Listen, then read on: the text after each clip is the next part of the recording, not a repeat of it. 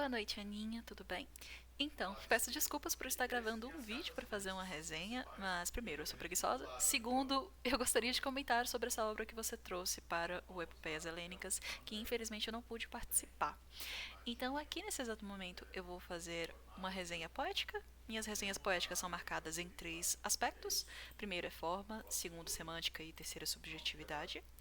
E eu gosto de deixar bem claro que é o meu estilo de resenha. Por quê? Porque acredito que cada pessoa vai trabalhar um ponto específico sobre resenhas poéticas em si. E no meu caso, eu gosto de fazer essa introspecção porque a poesia afeta pessoas diferentes.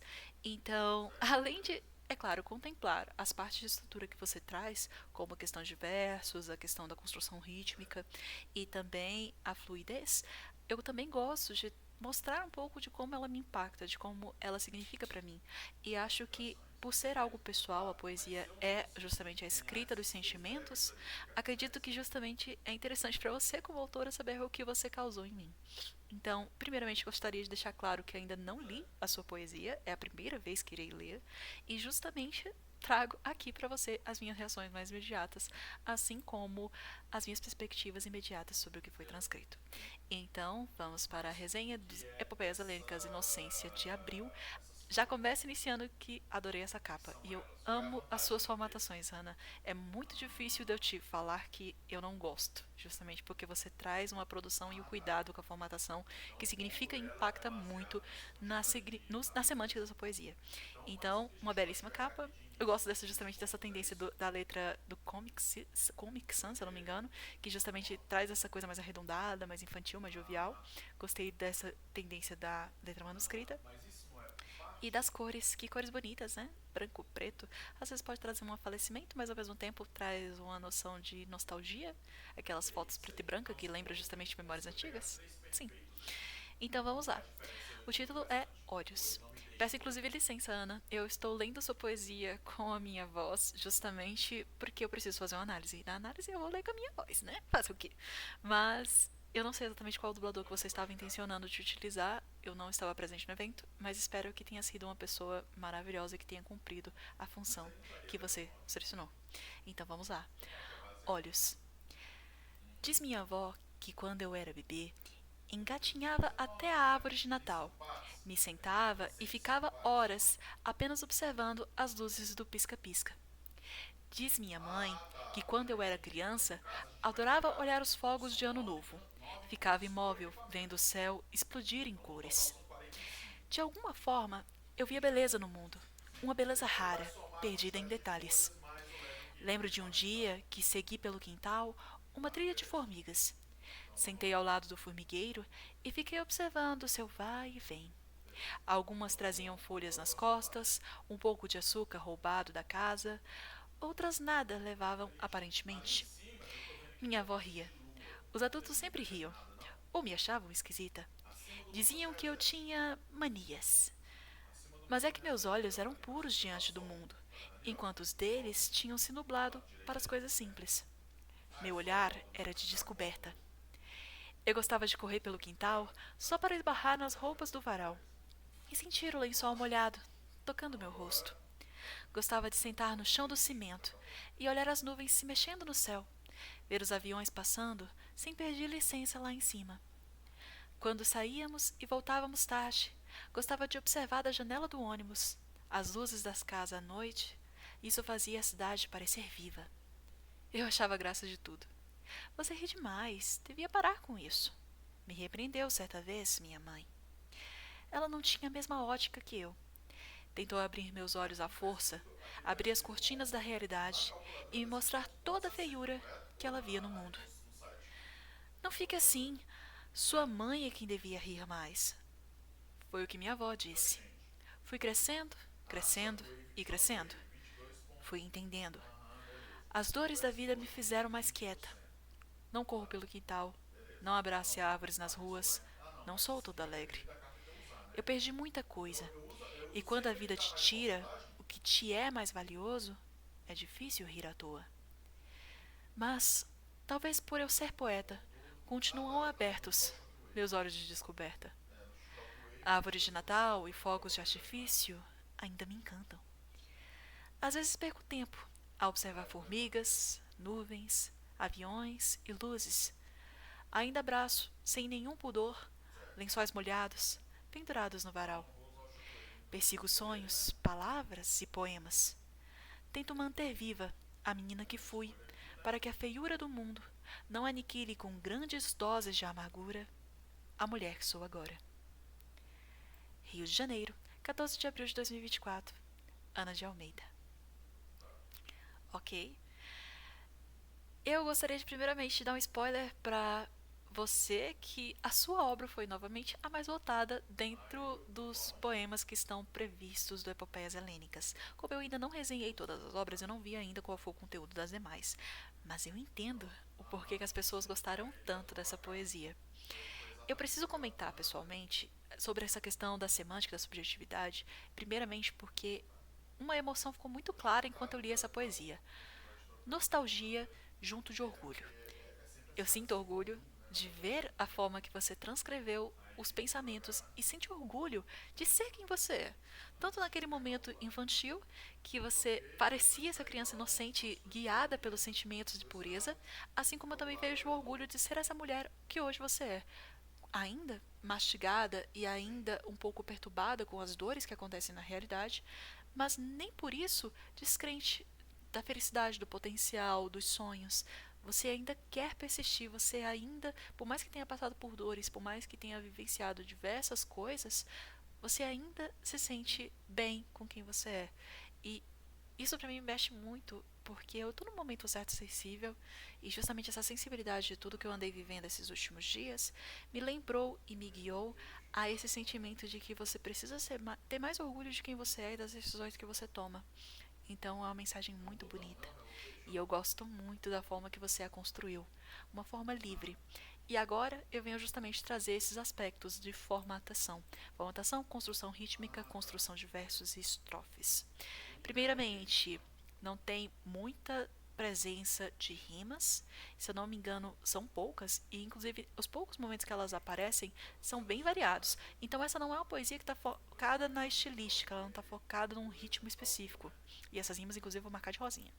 Temos o quintal, temos o varal, temos um outro presença aqui, mais crescendo, esses crescendos aqui que é a figura de linguagem, que inclusive tem essa rítmica atenciosa, esse poeta e descoberta, sonoridades parecidas, ah, sons e poemas, mundo, amargura e agora.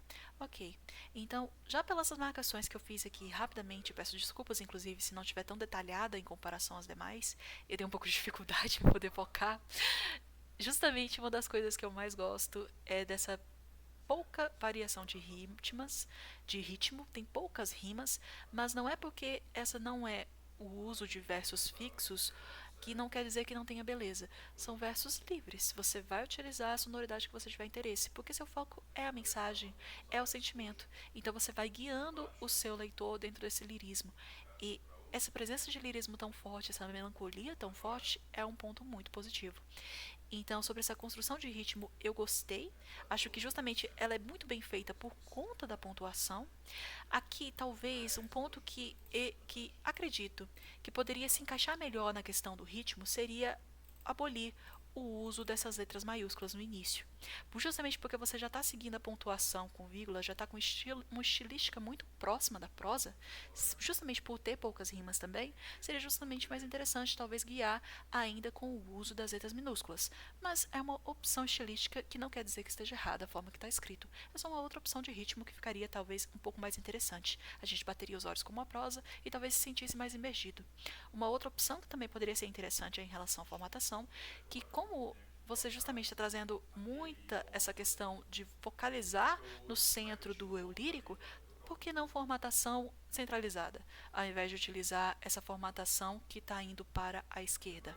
Se você centralizasse, o foco está justamente no eu lírico, está na mensagem que ele está trazendo, ficaria mais forte e você poderia aproveitar os lados que estão da folha para poder justamente contemplar com essas outras ilustrações e imagens que você traz, que por sinal estão muito bonitas e interessantes. A gente vê essas imagens bonitinhas com papel meio amassado, indicando que são sentimentos antigos e são ilustrações bonitas. Temos transcrição da pena para poder mostrar que foi uma escrita da autora. Temos o reflexo de si observando. Acho interessante como está mostrando sorriso, então realmente é uma mensagem positiva. Vemos os aviões antigos, que é mais ou menos a forma que a criança vê. O uso das roupas e dos varais para indicar que eram as roupinhas que estavam penduradas de criança. E as flores, né? Que é justamente para marcar que essa menininha gostava de observar esses pequenos detalhes do mundo. Então esse uso do scrapbook como formato de ilustração é muito agradável. Ficasse melhor com o uso da centralização.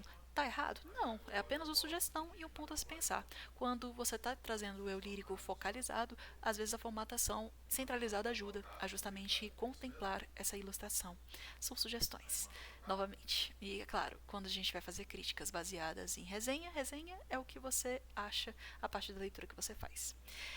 Uma coisa que eu preciso comentar é que eu não gostei muito do título. Achei ele meio perverso, né? Esse olhos aqui em vermelho. É uma estilística mais macabra para uma poesia que é tão fofa, sabe? Porque coisa do datilógrafo indica uma escrita antiga, mas essa tonalidade do vermelho é justamente um aspecto, inclusive vou pintar até de outra cor, é um aspecto mais macabro, ao meu ver, claro. Então, quando você utiliza dessa estilística, é como se você estivesse passando uma mensagem mais sombria. E eu não vejo nada sombrio aqui. Talvez utilizar o mesmo preto, porque eu vejo que aqui parece meio um amarronzado, mais vermelho. Entendi que é justamente para manter a coesão, mas talvez utilizar apenas o preto mesmo, como você utilizou aqui no início, ficaria mais bonito e mais harmônico visualmente falando. Então não gostei desse estilo do título, mas eu entendo a justificativa. Opções. E novamente, nesse caso, eu não acredito que encaixe tão bem, justamente porque a mensagem é uma mensagem positiva. E o uso da cor e essa formatação, ela já indica para uma mensagem mais pesada. Então, trocar essa formatação auxilia mais a mensagem do que não. Então, o que eu entendi da poesia é justamente que você está passando por momentos da sua vida que acho interessante a forma que você abordou a inocência, porque a inocência fala muito sobre como você enxerga o mundo. Nós temos duas óticas da inocência. Nós podemos trabalhar como uma pessoa ignorante, ou nós podemos trabalhar com a ideia de uma pessoa que vê a vida sem maldade. E eu acho que esse é o conceito de inocência que você traz aqui. É uma pessoa que vê a vida sem a maldade. Então, mesmo com o passar do tempo, a gente pode ver que esse eu lírico continua inocente. Essa pessoa segue inocente. Talvez seja uma coisa negativa? Talvez. Mas por outro lado pode ser algo extremamente positivo, por trazer essa memória e esse sentimento de bondade. Então, é um aspecto interessante da inocência que foi trabalhado, foi uma forma bem trabalhada, gosto da construção rítmica que trabalha aqui, gosto da forma que é trago, talvez mudaria algumas coisas na formatação, para justamente auxiliar a mensagem. Então acho que a formatação talvez não casou tão bem com a mensagem, mas a mensagem é muito forte, ela é muito boa e o ritmo que ela é transcrita também é muito interessante. E por fim, coisas que eu gostei, subjetividade, porque eu gostei da mensagem em si, dessa positividade, dessa forma de você enxergar a inocência não como um demérito, mas uma oportunidade, uma forma de enxergar o mundo. Você vê vantagens em ser inocente e eu também. Então gosto dessa mensagem, ela alinha muito com o que pessoalmente acredito. E o que eu não gostei pessoalmente falando, como já disse, o título, porque não encaixa, justamente é um título que tem uma estética mais macabra em comparação com o restante da poesia, e do alinhamento à esquerda. Alinhamento centralizado por ser uma questão de memórias, uma questão de lembranças, e também esse aspecto de ser centralizado no eurílico ficaria melhor se fosse uma poesia marcada aos meios, colocada aqui ao meio e com ilustrações ao lados. Mas é claro, resenhas poéticas são pessoais porque justamente poesia impacta pessoas de formas diferentes. Então, acho que resumo aqui tudo que eu precisava transcrever. Me desculpa se de alguma forma foi ofensiva, se eu não entendi direito a mensagem, se algo ficou complexo, mas preciso fazer meus comentários, né? Resenhista vive de coisas positivas e negativas para trazer em suas escritas. E é claro, eu acho que você tem mais méritos positivos do que não positivos. E os não positivos são bem pessoais. Então, quer dizer mais referente à estética do que necessariamente prejudiciais à sua obra. Então, muito obrigada por compartilhar sua obra, Ana. Muito obrigada por ter participado do Epopeias Helênicas. Parabéns, você é um excelente poeta. E é isso. Se tudo der certo, te vejo no próximo Epopeias do mês de maio.